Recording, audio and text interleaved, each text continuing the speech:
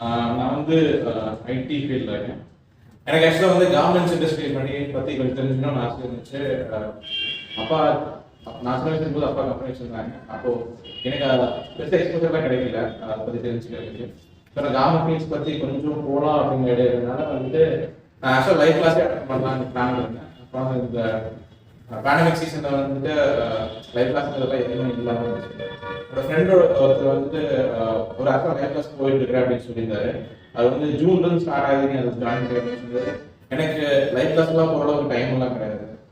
அவ்வளோ நேரம் இருக்கவும் முடியாது. அது அப்போ வந்து ட்விட்டரில் வந்து அந்த ஃபீல்ஸ் செக் பண்ணுறப்போ வந்துட்டு யாரோ ஒருத்தர் வந்து இதில் ஷேர் பண்ணியிருந்தாங்க. ஸோ அதை பார்த்ததுக்கப்புறம் வந்துட்டு நான் வந்துட்டு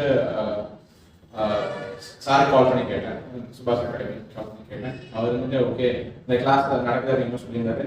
அது மெச்சூரிட்டேஷன்ங்கிறத தவிர்த்து இது வரைக்கும் என்னென்ன ப்ராப்ளம்ஸ் வந்து அவர் ஃபேஸ் பண்ணாரு, அதுலேருந்து எப்படி ஓவர் கம் பண்ணி வந்தாங்க, அந்த எக்ஸ்பீரியன்ஸ் எல்லாம் வந்து ரொம்ப பெரிய அட்வான்டேஜாக இருந்துச்சு.